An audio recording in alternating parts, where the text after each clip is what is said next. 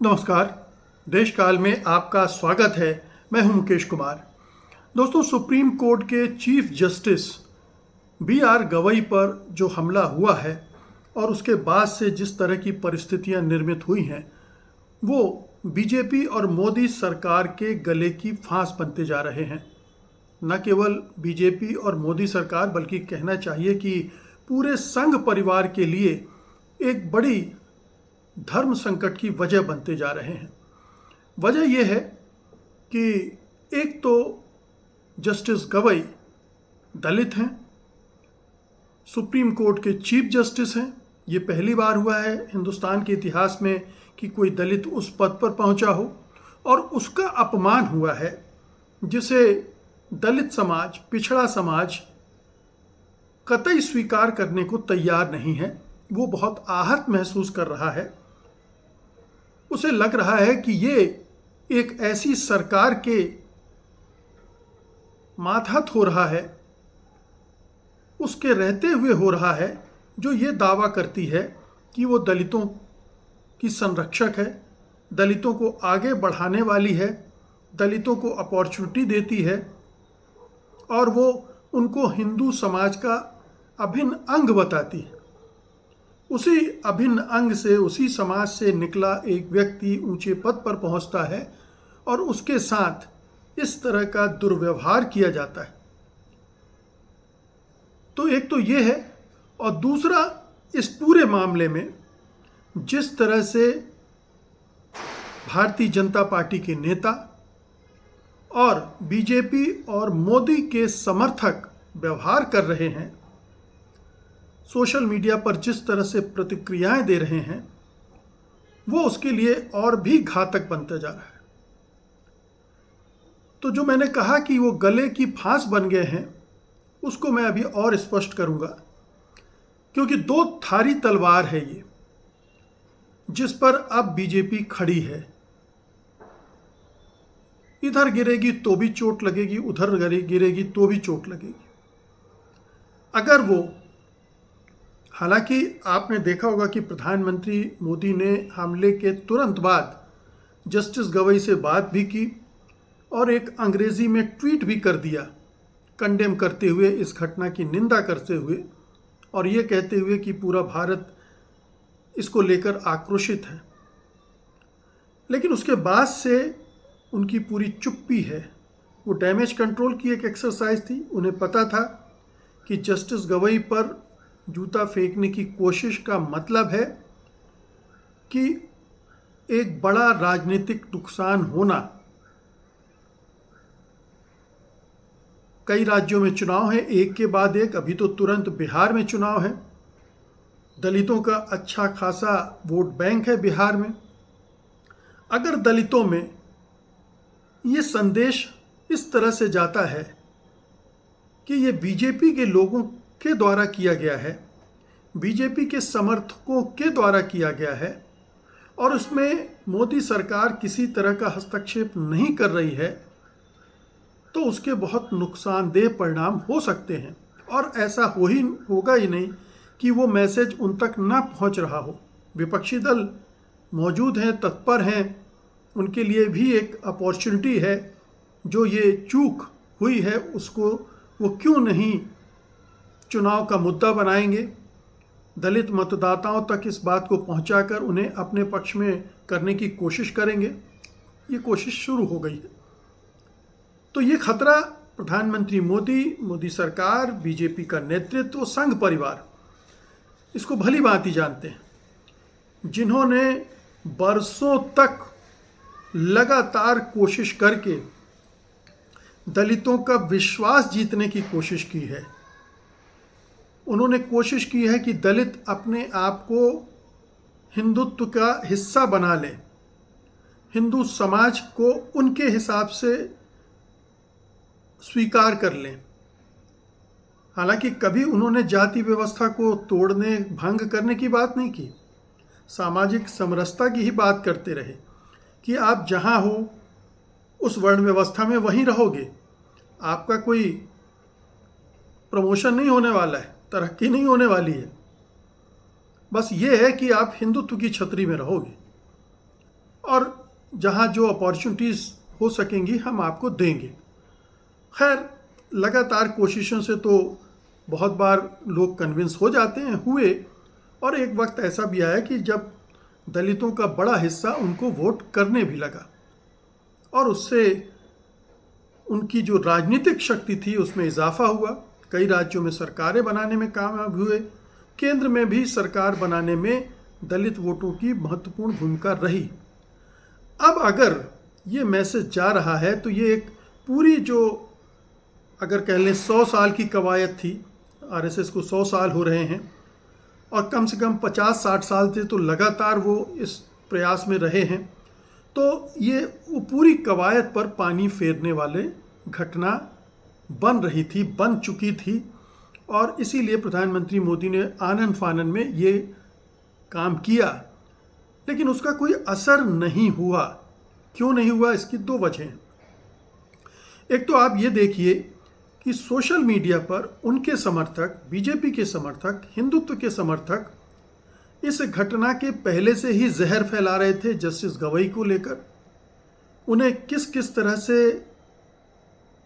अपमानित किया जा सकता है, दंडित किया जा सकता है, इसके उपाय बता रहे थे, बिल्कुल गोडसे वाले अंदाज में। उस अंदाज में कि हम गोडसे तो नहीं हो सकते, हम हत्या तो नहीं कर सकते, लेकिन ये कर सकते हैं। यानी इच्छा तो वो करने की है लेकिन नहीं कर सकते, इसलिए ये किया जाए। इस तरह की चीज़ें वहाँ चल रही थी और एक ग्रुप नहीं, पूरा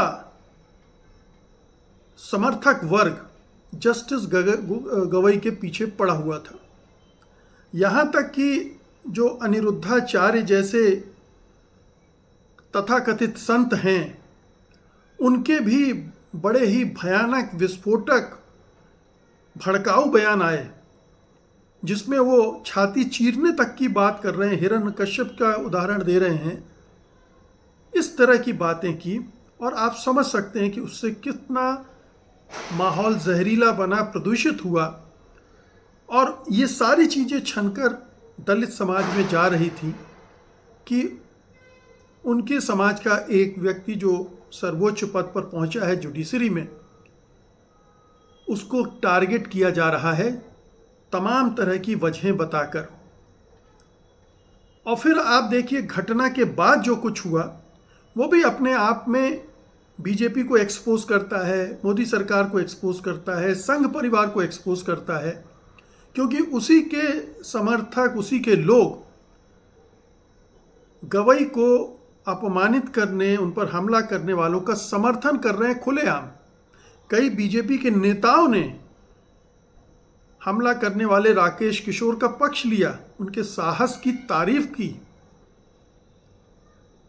तो जब बीजेपी के लोग ऐसा कर रहे हैं और उसके बाद सोशल मीडिया पर या दूसरी जगहों पर उनके समर्थक भी और भी ज़्यादा महिमा मंडित कर रहे थे राकेश किशोर को, तरह तरह से उनको शाबाशी दे रहे थे, वाहवाही कर रहे थे,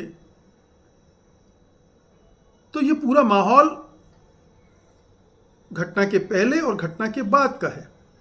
इसमें ये सारी चीज़ें हो रही हैं और एक और बहुत महत्वपूर्ण चीज़ इसमें जाकर जुड़ गई और वो थी ये कैंपेन कि जो संविधान को लिखने का काम है वो बाबा साहब आम्बेडकर ने नहीं किया था, वो BN राव ने किया था। और ये संघियों के दिमाग में बहुत पहले से है। मैं कई ऐसे संघ के प्रचारकों से, नेताओं से मिला हूँ, उनको कहते हुए सुना है कि आम्बेडकर साहब को तो बेकार में क्रेडिट दे दिया गया, असल में तो BN राव ने लिखा था संविधान। क्योंकि आम्बेडकर दलित हैं इसलिए उनको वो क्रेडिट नहीं देना चाहते। राव अपर कास्ट हैं इसलिए उनको क्रेडिट देना चाहते हैं।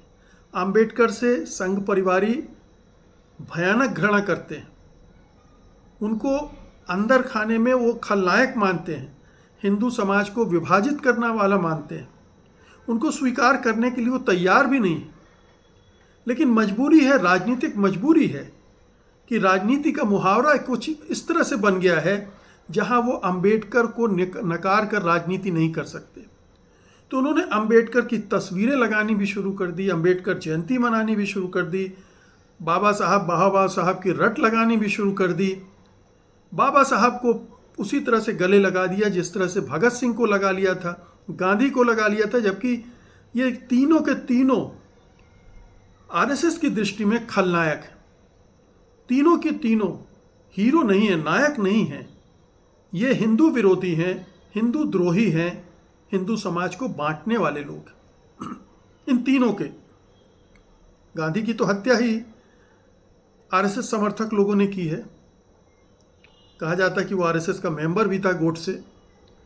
सावरकर की विचारधारा हम सब जानते हैं, ये दोहराना नहीं चाहता मैं, लेकिन ये पूरी सोच है बीजेपी आरएसएस संघ परिवार के अंदर आम्बेडकर को लेकर, वो भी अब सामने आ गई। इस मौके पर जो अंदर भरा हुआ था, जो छिपा कर रखा हुआ था, वो भी निकल कर बाहर आ गया और इस तरह से बाहर आ गया कि दलितों को अब समझ में आने लगा कि इनका असली चरित्र क्या था। जो वो कह रहे थे उन्हें अपने से जोड़ने के लिए, अपने वोट बैंक का विस्तार करने के लिए, दरअसल वो सरासर झूठ था। असल बात तो ये है जो अब कही जा रही है। और तीसरी बात वो ये भी देख रहे हैं कि जब ये सब कुछ हो रहा है तो बीजेपी क्या कर रही है और मोदी सरकार क्या कर रही है।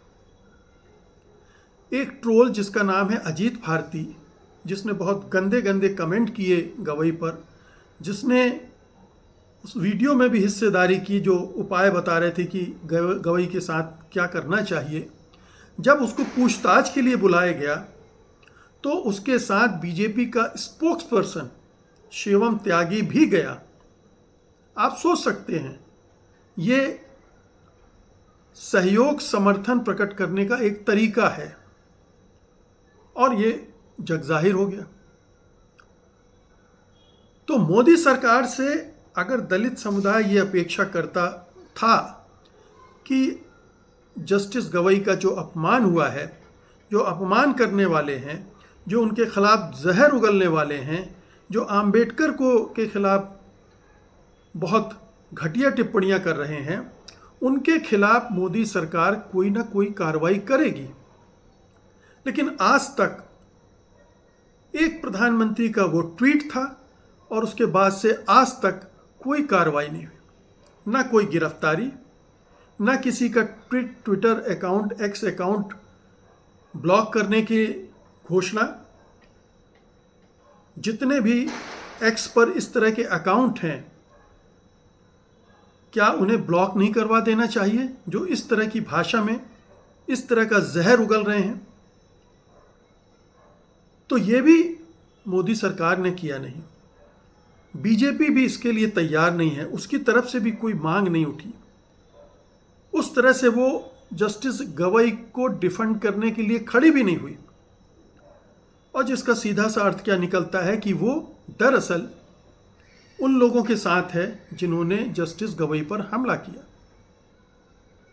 तो अब ये पूरी तस्वीर बन जाती है जिसमें ये साफ दिख रहा है कि प्रधानमंत्री मोदी, उनकी सरकार, भारतीय जनता पार्टी और पूरा संघ परिवार दलितों, अंबेडकर, जस्टिस गवई, इन सब के खिलाफ खड़ा है। प्रधानमंत्री के पास एक मौका था जब वो कार्रवाई करके इसे कर सकते थे, लेकिन वो भी शेर की सवारी कर रहे हैं। शेर की सवारी से मतलब ये है कि ये जो ट्रोल सेना है, जो गाली गलौज करने वाली जमात है, जो दलितों और अंबेडकर के बारे में अनाप शनाप जहर उगल रही है, वही तो उनकी सेना है। उनको कैसे वो नाराज कर सकते हैं? अगर उनको नाराज करेंगे तो यही सेना उन पर उलटकर टूट पड़ेगी, जैसे पहले भी कई मौक़ों पर हुआ है। जब उन्होंने जाति जनगणना करवाने की बात कही थी तो कैसे ये अजीत भारती टाइप के लोग ही उन पर टूट पड़े थे। तो वो या तो घबराए हुए हैं या वो नहीं चाहते कि ये जो आधार है उग्र हिंदुत्ववादियों का, आतंकवादियों का कहना चाहिए, उनको नाराज करें। और अभी प्रधानमंत्री खुद भी बहुत कमज़ोर विकेट पर हैं, तो उन्हें और डर लग रहा होगा कि अगर ये नाराज़ हो गए तो संघ का दबाव और बढ़ेगा मेरे ऊपर, तो वो और चुप्पी लगा गए। वैसे भी प्रधानमंत्री चुप्पी लगाने के लिए विश्वविख्यात है, नाजुक मौक़ों पर, ज़रूरी सवालों पर, तो वो चुप्पी लगा गए। लेकिन पूरी पार्टी खामोश है, पूरी सरकार खामोश है। मोहन भागवत जी की ज़ुबान से 2 शब्द नहीं झर रहे हैं, इतना बोलते हैं, जब जब देखो तभी बोलते रहते हैं। अभी तक कोई टिप्पणी संघ की तरफ से नहीं आई इस घटना पर, जिसकी निंदा भर्त्सना की जानी चाहिए थी। तो ये एक तस्वीर है जिसमें मुझे लगता है कि अब ये एक नया फेज़ भारतीय राजनीति का शुरू हो रहा है, जहां दलितों को बहुत स्पष्ट हो गया कि ये जो पार्टी सत्ता में है ये संविधान के भी खिलाफ है, आरक्षण के भी खिलाफ है, बाबा साहब अम्बेडकर के भी खिलाफ है, और दलितों के अधिकारों को लेकर भी बहुत गंभीर नहीं है। उनकी रक्षा के लिए वो तत्पर नहीं है, और नाजुक मौक़ों पर वो अधिकारों पर हमला करने वालों के साथ खड़े हो जाएगी।